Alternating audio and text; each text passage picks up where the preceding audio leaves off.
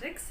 ഇന്ന് ഞാൻ എടുക്കാൻ പോകുന്നത് 9ാം ക്ലാസ് സ്റ്റേറ്റ് 9ാം ക്ലാസ്സിലെ സെക്കൻഡ് ചാപ്റ്റർ ആണ്. ഫിസിക്സിലെ second chapter equations of motion ആണ്. അപ്പോൾ ഇക്വേഷൻസ് ഓഫ് മോഷൻ എന്ന് പറയുമ്പോൾ ഫിസിക്സിൽ നമുക്ക് 3 ഇക്വേഷൻസ് ഓഫ് മോഷൻ ആണ് ഉള്ളത്. ഒന്നെന്ന് പറയുന്നത് v is equal to u plus at. Second equation of motion s is equal to ut plus half at square. Third equation എന്ന് പറയുന്നത് v square is equal to u square plus 2as. അപ്പോൾ ഈ 3 equations of motion ആണ് നമുക്ക് ഉള്ളത്.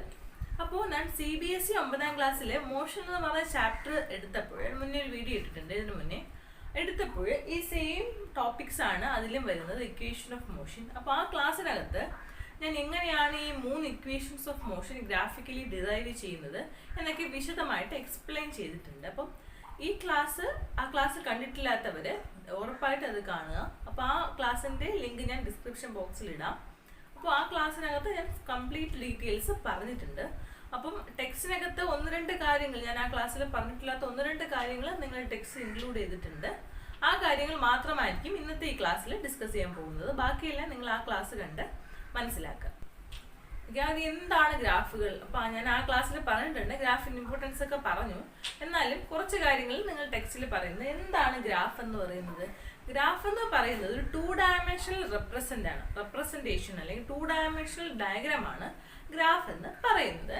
Mainly നമ്മൾ graph plot ചെയ്യുമ്പോൾ അല്ലെങ്കിൽ ഗ്രാഫ് വരയ്ക്കുമ്പോൾ നമുക്ക് 4 ആക്സിസ് കാണും. അപ്പോൾ ആ ക്ലാസ് ഫസ്റ്റ് ഒറിജിൻ എന്ന് പറയുന്നതാണ് നമ്മൾ റെഫറൻസ് പോയിന്റ് ആയിട്ട് എടുക്കുന്ന പോയിന്റ് ആണ് ഒറിജിൻ വിത്ത് റെസ്പെക്ട് ടു ആയിരിക്കും നമ്മൾ ഇതിൽ ഓരോ പോയിന്റ്സ് മാർക്ക് ചെയ്യുന്നത്.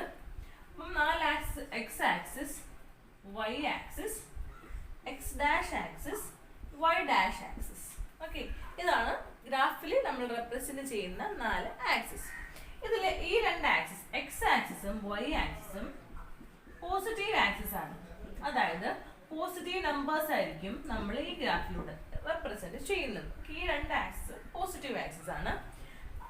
എക്സ് ഡാഷ് ആക്സിസും വൈ ഡാഷ് ആക്സിസും നെഗറ്റീവ് ആക്സിസ് ആണ്.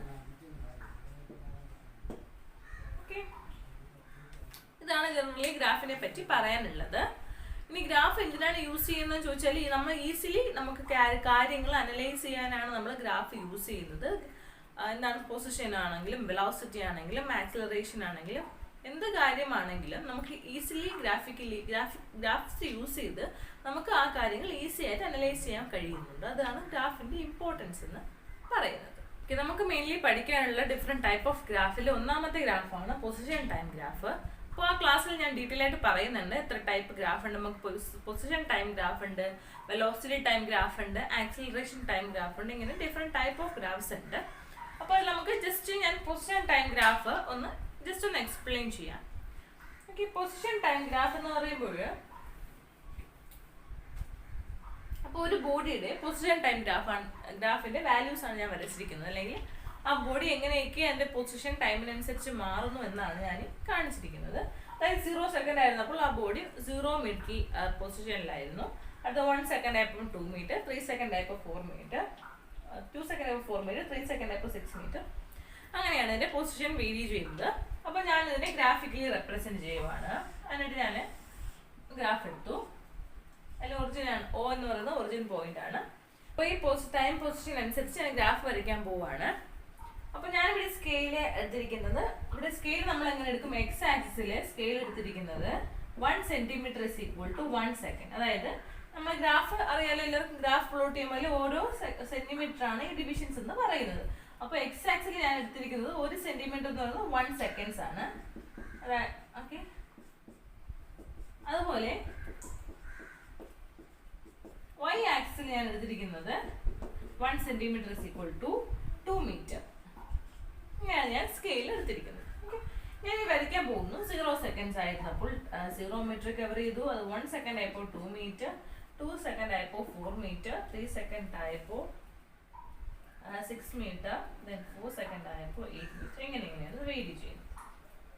6 സെക്കൻഡ് 5 സെക്കൻഡ് ആയപ്പോൾ 10 മീറ്റർ. അപ്പോൾ പോയിന്റ്സ് ഞാൻ ജോയിൻ ചെയ്തപ്പോൾ എനിക്ക് ഇതുപോലൊരു സ്ട്രെയിറ്റ് ലൈനാണ് കിട്ടിയിട്ടുള്ളത്. അപ്പോൾ ഈ സ്ട്രെയിറ്റ് ലൈൻ ഈ ഗ്രാഫിൽ നിന്നും എനിക്ക് എങ്ങനെ ആ ബോഡിയുടെ പൊസിഷൻ കണ്ടുപിടിക്കാമെന്ന് നോക്കാം.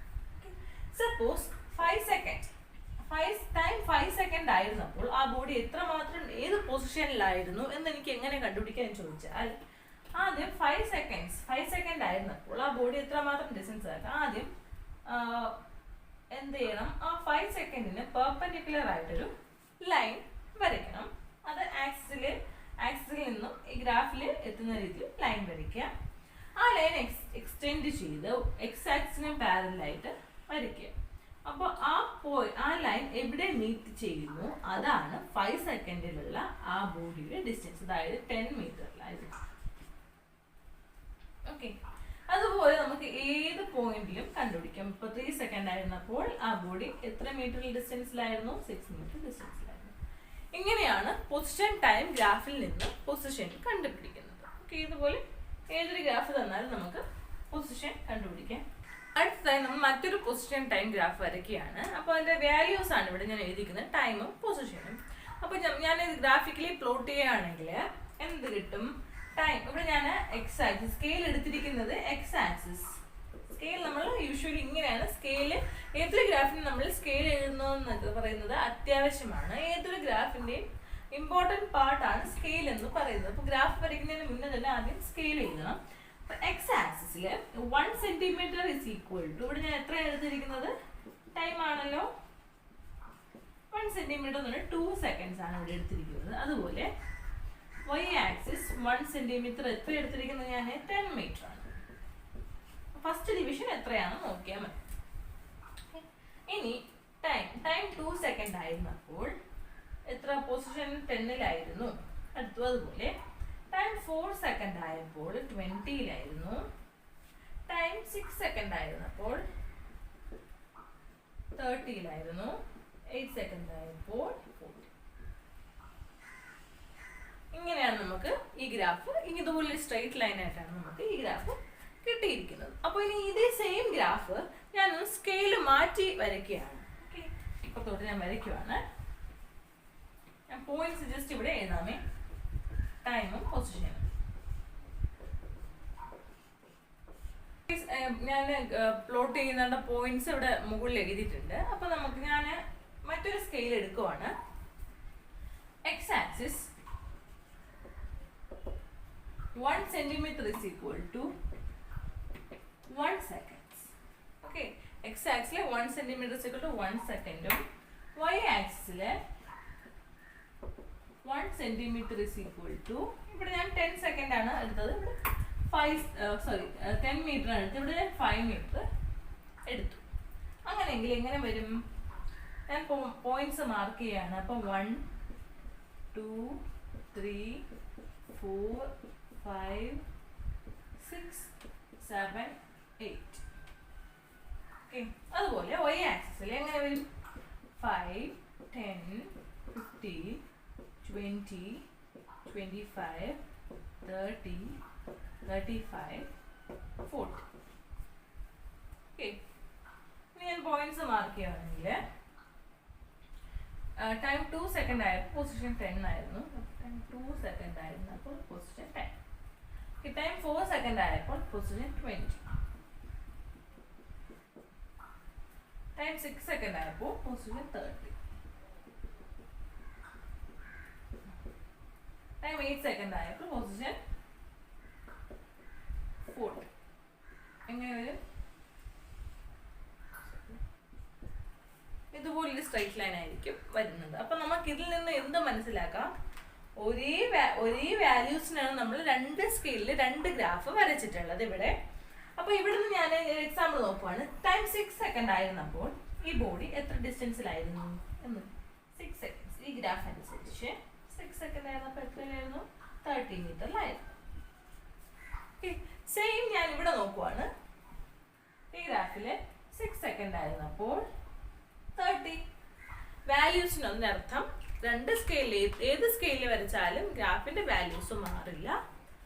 ഡിഫറൻസ് എന്ന് പറഞ്ഞാൽ നമ്മൾ സ്കെയില് കൂട്ടും തോറും graph ചെറുതായിക്കൊണ്ടേയിരിക്കും.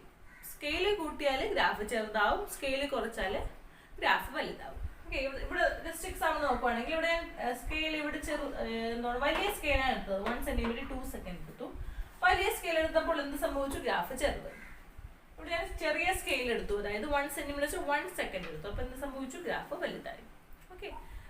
So when we increase the scale of the graph, what happened? The graph will decrease, and if we decrease the scale, the graph will increase. Okay. അതാണ് ഈ സെയിം വാല്യൂസിൽ വെച്ച രണ്ട് ഗ്രാഫിന്റെ ഡിഫറൻസ്. വേറെ ഒരു വ്യത്യാസവും ഇല്ല, വാല്യൂസിനൊന്നും ഒരു വ്യത്യാസവും ഇല്ല. സ്കെയിൽ കുറയുന്നതനുസരിച്ച് ഗ്രാഫിന്റെ വലിപ്പം കൂടിക്കൊണ്ടിരിക്കും. ഓക്കെ. അപ്പോൾ അടുത്ത് വരുന്നത് velocity time graph, acceleration time graph. Graphically എങ്ങനെ ഈ 3 ഇക്വേഷൻസ് ഓഫ് മോഷൻ ഡിറൈവ് ചെയ്യാം, ഇതുപോലത്തെ കാര്യങ്ങളാണ് അടുത്ത ടെക്സ്റ്റിൽ പറയുന്നത്.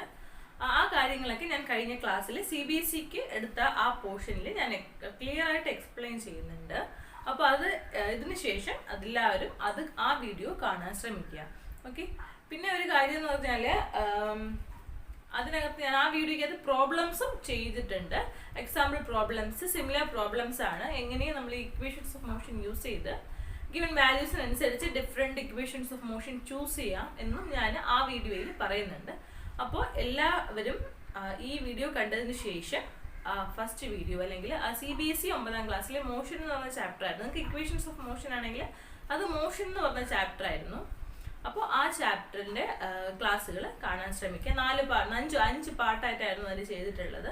അപ്പോൾ 5 പാർട്ടിലും ഡീറ്റെയിൽ ആയിട്ട് എക്സ്പ്ലെയിൻ ചെയ്യുന്നുണ്ട്. അപ്പോൾ ഇല്ലെങ്കിൽ ആ വീഡിയോ കാണുക. ലിങ്ക് ഞാൻ ഡിസ്ക്രിപ്ഷൻ ബോക്സിൽ ഇടാം. ഓക്കെ. അപ്പോൾ ഇന്നത്തെ ക്ലാസ് എല്ലാവർക്കും മനസ്സിലായെന്ന് വിശ്വസിക്കുന്നു. ഞങ്ങളുടെ ചാനൽ ഇതുവരെയും സബ്സ്ക്രൈബ് ചെയ്യാത്തവർ സബ്സ്ക്രൈബ് ചെയ്യുക, ലൈക്ക് ചെയ്യുക. Thank you.